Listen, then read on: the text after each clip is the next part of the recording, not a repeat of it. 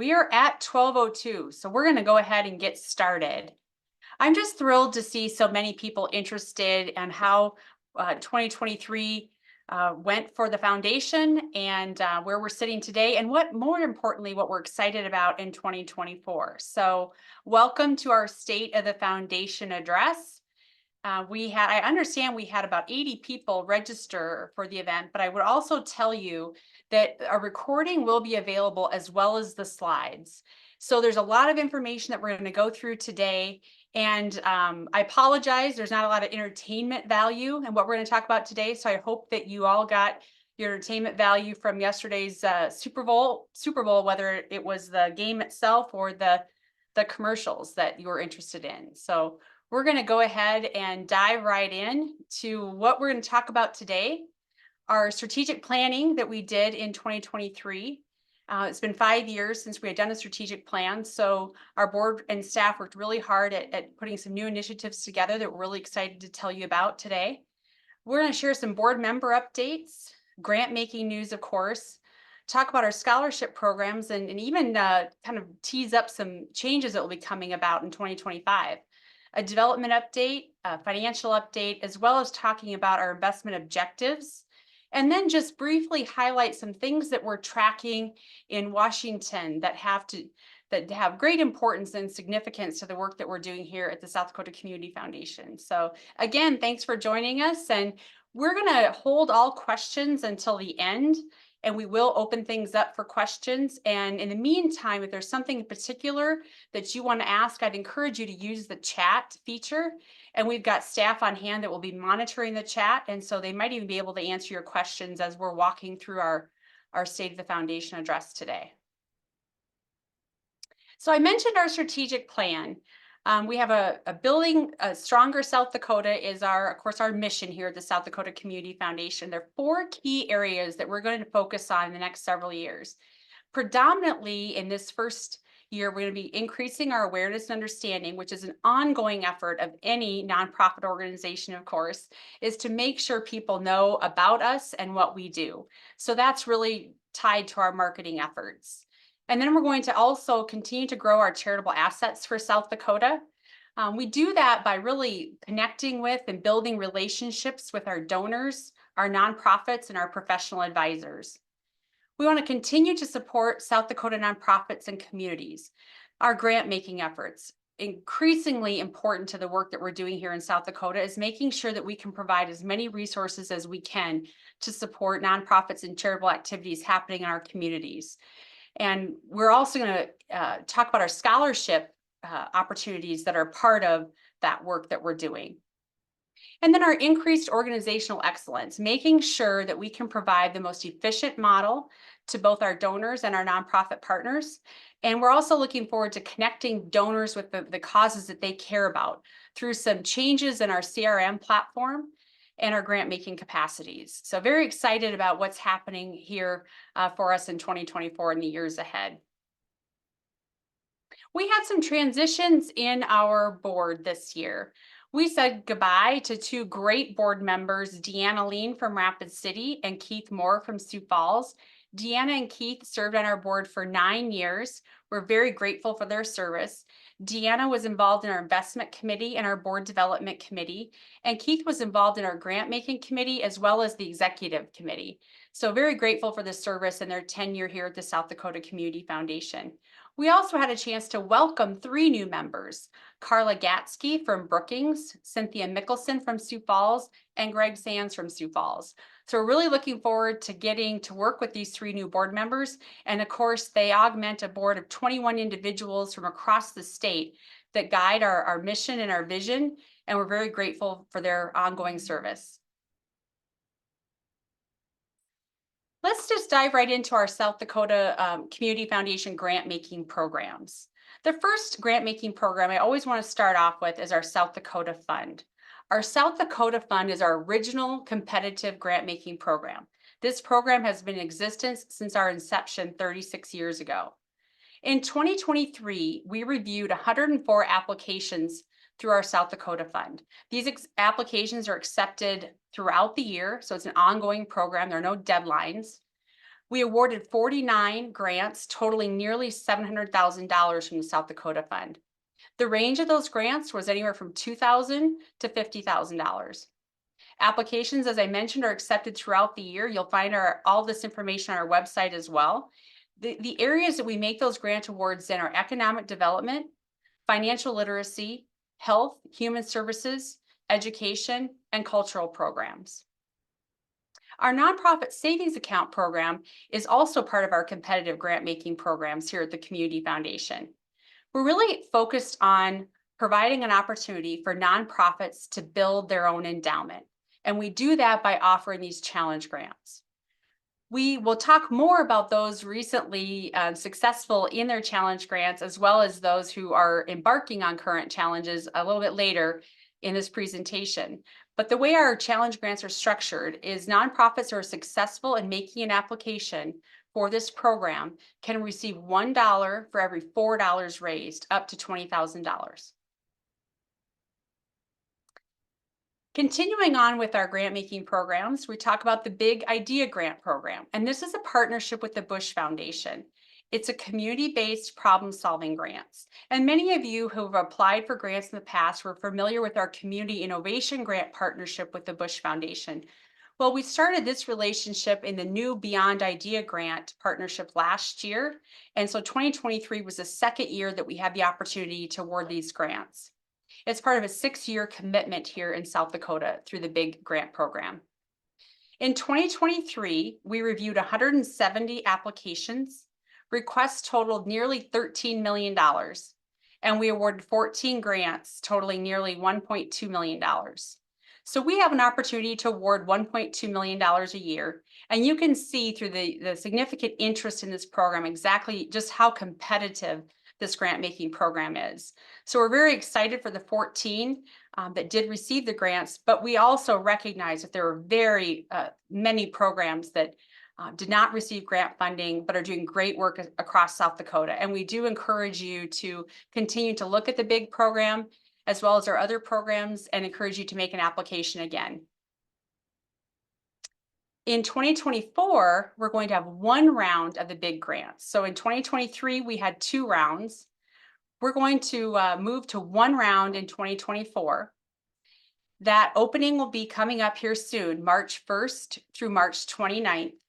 And I want to make sure you take note of the closing time is March 29th at noon Central Time. So if you have questions or having any issues with technology or anything related to your submission of a grant application, we wanted to make sure that we had staff here available to walk you through any issues you might be having. So that's a noon Central Time close date on March 29th. And then we'll be making the grant award announcements on June 28th. This was our first year that we got to work with the Bush Foundation in awarding the Bush Prize South Dakota. So if you're familiar with the Bush Foundation's work, the Bush Prize it really celebrates organizations that are highly valued in their communities and have a successful track record in problem solving.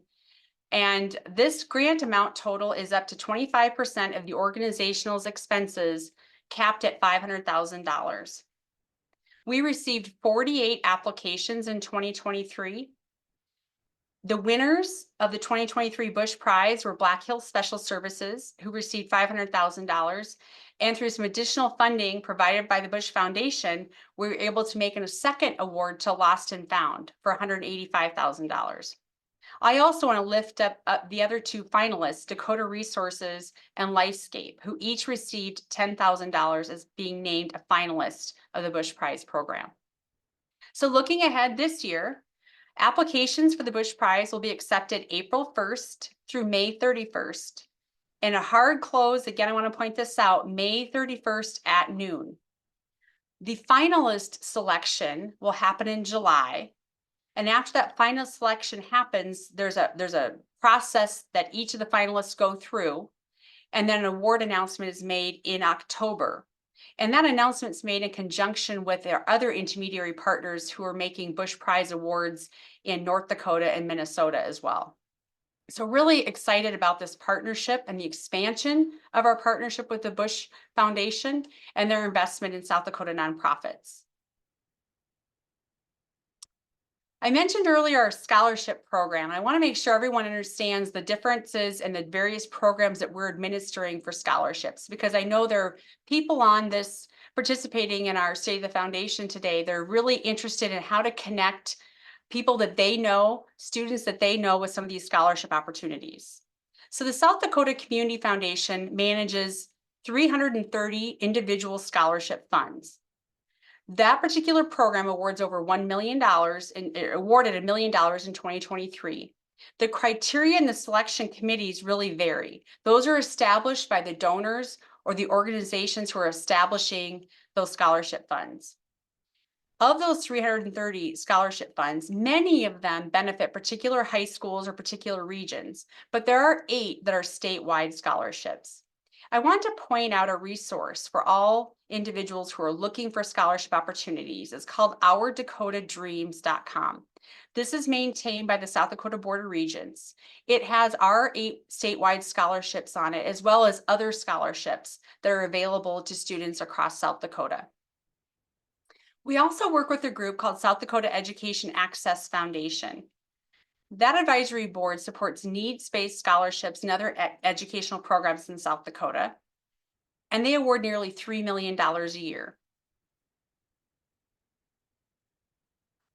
And then many of you are familiar with the Build Dakota Scholarship Program as well. Build Dakota is now in its 10th anniversary, or in its 10th year of existence, and they really support technical education in high-need workforce areas. Recipients are chosen by the technical colleges. The program awards $5 million annually in scholarships and has been able to expand their scholarship opportunities through industry partnerships. So in the 10 years that this scholarship fund has been existed, they've awarded nearly $40 million through the partnerships of the scholarship and the $4 million that are committed by industry partnerships.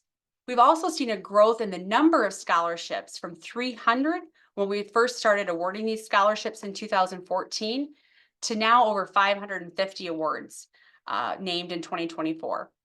There is a 3-year work commitment in South Dakota for the Build Dakota scholarships. We also administer the Freedom Scholarship Program. This is the 2nd year that we've been making awards through the Freedom Scholarship Program.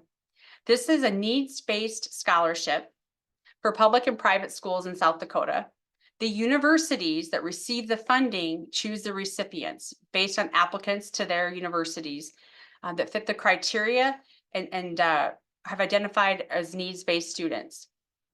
We award $5 million plus annually from the Freedom Scholarship. And again, there is a 3-year work commitment in South Dakota. I also want to point out that both would convert to a loan if the obligations are not met. So if the programs are not completed, or if the student changes and does not complete the employment requirement, there are scenarios that can convert to a loan for either of these 2 scholarship programs. I thought it would be important for us to just share a glimpse of how the assets that we manage, how they break out, and then how we are awarding those grants. So if we look at the assets that we manage here at the South Dakota Community Foundation, more than 1/3 of those assets support scholarships. And you'll see those here in the Freedom Scholarship, the Build Dakota Scholarship, and then the South Dakota Community Foundation Scholarship programs. Another 1/4 are donor advised funds. Those donor advised funds are overseen, the recommendations are made by the donors who establish those funds. And so they're recommending a variety of nonprofit beneficiaries to receive support from their funds on an annual basis. And then 20%, nearly a 1/5, are designated funds, meaning they have named right within the documents established here at the Community Foundation, the nonprofit and charitable beneficiaries to receive those dollars. So those are the 3 largest buckets, but I also want to lift up the important work that's being done in our community savings accounts. Nearly 6% of the assets that we have are managed for individual communities across South Dakota, and we're going to talk a little bit more about our CSA program. And then, of course, we have our unrestricted funds and our field of interest funds. Those really represent those competitive grant making programs that we talked about earlier, the South Dakota Fund, the Nonprofit Savings Account Program. And then we have our agency funds, and our agency funds are endowment funds that are established by nonprofits. The nonprofits utilize us as their endowment building arm, and they name themselves as the beneficiary of those funds. So 8% of the assets that we currently have under management go directly back to the agencies that have started those funds with us. So if we flip over to the grants by fund type, so this is the money going out of our organization, and you're going to see some consistency here. These are endowed funds. So as the endowment grows, so do the grant capacities of these funds. And again, you're going to see similar percentages in the grant dollars awarded. More than a third of the assets or the grants that were awarded last year were in that scholarship area. About 20% in the donor advised fund space, and just shy of 20% in the designated fund space. And then again, lifting up our work in our communities through our community savings account program. And when we partner with our Bush Foundation grants, along with our endowed unrestricted grants, about 8% of our grants that are made are in that competitive grant making space, the South Dakota Community Foundation grant programs.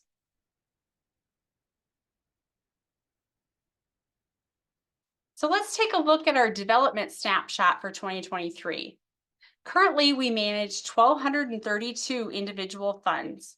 We had 58 new funds start in 2023, and our team processed nearly 3,900 individual gifts. We completed a variety of standard and complex gifts totaling nearly $40 million. And the most common that people think about right away, of course, are gifts of cash or even gifts of stock. A lot of folks have highly appreciated stock out there right now with recent record-setting highs. And so we've seen a lot of stock transfers in 2023, and we started right away in 2024 with several more. So if folks are listening and they recognize that they have great appreciated stock and they want to get on some of those gift opportunities early, please let us know. We've seen a lot of interest in those types of gifts right away here in 2024. We've also accepted some gifts of land in 2023 and working on some of those in 2024 as well as some tangible personal property. And that can really run the gamut. That can be a variety of things. It can be collectible items, it can be antique items, it can be jewelry, it can be a number of things that people want to make a gift to charity, and we can help facilitate those types of gifts. Community savings accounts. I mentioned this when we got started here today about the importance of the role that we play in communities across South Dakota. And we have 87 community savings account partners now. Those community savings accounts provide such an integral source of funding to the work that's being done in their communities. They make up $51 million in assets that we manage. And in 2023, community savings accounts awarded $3.5 million in the 87 communities that they operate. I really want to lift up community savings accounts as a flagship program of the South Dakota Community Foundation. We have been working on offering challenge grants into communities across South Dakota for over 25 years now. And we're really excited about the growth. We're really grateful for the volunteer board members that serve in those communities and not only fundraise, but then also accept those applications and make those grant awards. In 2023, they awarded $1.9 million in grant support, and they supported over 570 grants to local and charitable causes. We had 2 communities meet their challenge in 2023, Harding County Community Foundation and the Warner Area Community Foundation. And then we have several more in current challenges. So we have Aberdeen, Arlington, Armour, the Burke area, Tripp County, Hill City, Meadow Olivet, Mobridge, Willow Lake, and Woolsey. So if you are wanting to make a gift to any of these community savings accounts in support of their challenge effort, just know that your dollars are being matched and are being leveraged by contributions to build even stronger resources in those communities. So please contact us or see our website if you want to make contributions to those ongoing challenges in those communities. Then we have our nonprofit savings account partnership. Of course, I mentioned those as part of our our competitive grant making program, and that we would offer $1 for every $4 that are pledged or committed to the nonprofit savings account partners. We have 34 nonprofit savings account partners to date. Over $750,000 has been awarded since 2015 when we launched this program. We had 4 meet their challenge in 2023. And then we have 4 in ongoing challenges right now. So Black Hills Area Habitat for Humanity, Groundworks and South Dakota Ag in the Classroom, Lost and Found, and Meals on Wheels of Western South Dakota. So if these are programs that you'd like to support in order to help obligate those challenge dollars that we've committed, please, again, visit our website and we can point you in the right directions to how to make gifts in support of those challenge grants.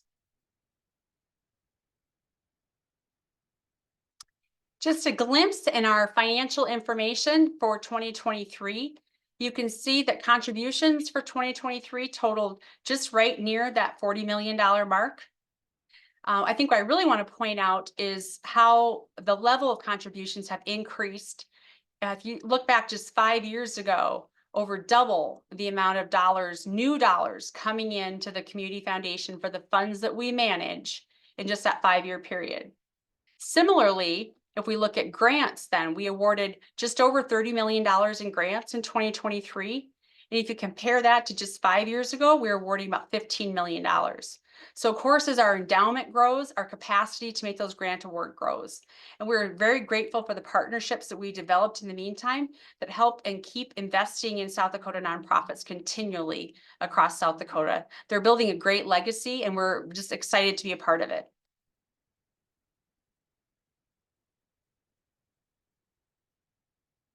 So we talk about our assets being endowed, and we have a very great partnership with the South Dakota Investment Council, and they've been involved with the South Dakota Community Foundation since day one and helping us with our investment policy, helping us with our investment strategy, and guiding our asset allocations. Most importantly, we have 3 investment objectives for our endowed funds. The first is to protect the donor's gifts. We want to make sure that we're invested in a safe matrix, but we also understand that growth is important. We want to provide a steady stream of income to those charitable and nonprofit causes. So while the market might be taking wild swings, we want to make sure that the distribution paid to our nonprofits is consistent. And we also want to provide for growth in the fund year over year. So our current distribution rate is 4.5% of the average fair market value for all of our endowed funds. Again, taking aim at providing a consistent stream of income to our nonprofits and also allowing that fund to grow over time. Our rate of return for 2023 was just short of 12%. So if we were distributing 4.5% and our return was just shy of 12%, all those additional gains go back to the fund to build that fund's value, to increase that grant making capacity and distributable income over time. And that's what's so successful about the endowment model. And you can see, as we just saw on our bar graph slide earlier, the impact that that has in grant making and providing a sustainable resource to nonprofits over time. A couple things that we're tracking in Washington, and I won't get into too many details, but suffice it to say that we are certainly not immune from anything that's happening in Washington. While these things aren't going to hit the headlines like all the political drama that happens in our country, they're very important to us and they're very important to the work and the service that we provide to you. So there's some proposed Treasury regulations that would broaden the definition of donor advised funds. Donor advised funds have been under some scrutiny in recent years.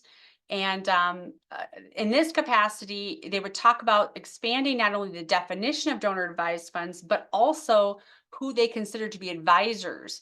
And that would extend to individuals who are investing dollars in those donor advised funds, so the investment managers.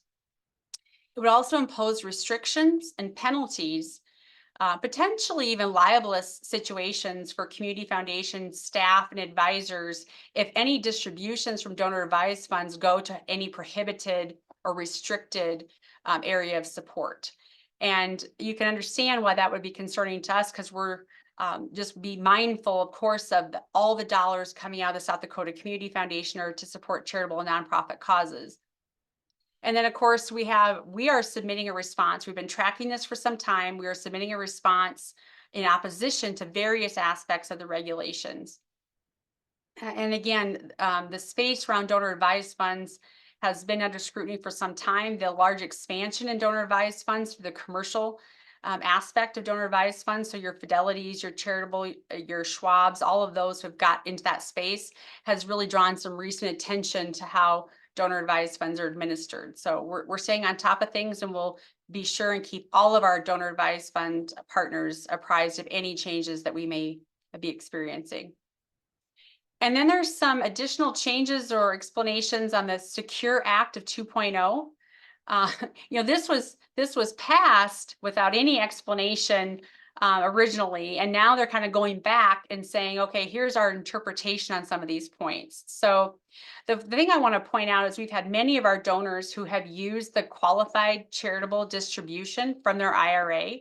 That had been $100,000 is allowed to directly roll over from an IRA to a charitable organization.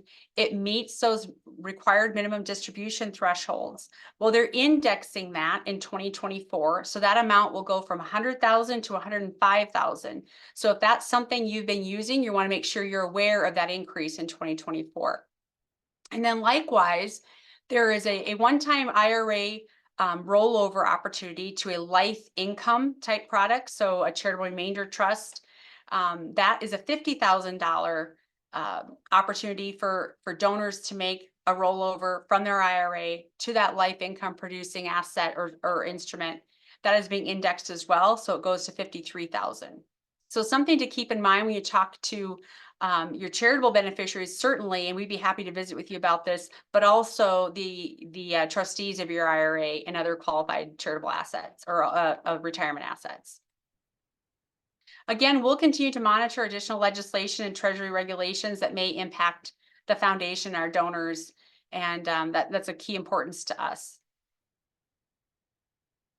And then certainly want to lift up, I get to deliver the news to you today about the exciting things that happened in 2023 and the things that we're looking forward to in 2024 and beyond. But it's on behalf of a team of just incredible people that I get to work with every day. And so I wanted to lift those folks up as a part of our presentation today. Clay Cudmore, our Chief Financial Administrative Officer, has been here over 11 years now at the Community Foundation. Our development team, Jeff Veltkamp in Sioux Falls, Beth Massa in Western South Dakota, Jamie Farman is here in Pierre, and Pat Gallagher up in Aberdeen. So I think most of you in those areas be familiar with these individuals, and they'd be happy to talk more about any of the giving aspects that we've highlighted on today. Our grant making team, we kicked things off today by talking about our grant programs. That's led by Ginger Neiman, our Senior Program Officer, Crystal Ortbahn, our Program Coordinator, and then Don Gordon, our newest member of our team here at the South Dakota Community Foundation. And then our scholarship team, we talked about more than a third of our assets and a third of our grants are being awarded in that scholarship space. So Kelly Nelson oversees the 330 plus scholarships that are administered right here at the South Dakota Community Foundation. Ellie Harder is the program coordinator for the Freedom Scholarship. Brandy Drew works with both Ellie and Denny Martin, and Denny is the Build Dakota program scholarship manager. So I want to thank those individuals for the work that they're doing in the grant making and scholarship making space. And then our finance and compliance team, Cassie Stoser, John Hansen, and Jennifer Schutzel. They work directly with Clay on making sure that we're meeting our financial and compliance obligations. Very grateful for their participation and leadership as well. And then I would certainly want to lift up the bright faces and cheerful voices of our administrative team, Shelley Jend and Denise Bowman, and they are kind of our frontline folks. So if you've called into the Community Foundation, chances are you visited with either Denise or Shelley before you made your way to one of us. So I want to thank that team of folks. Amazing people committed to the mission and the vision of South Dakota Community Foundation.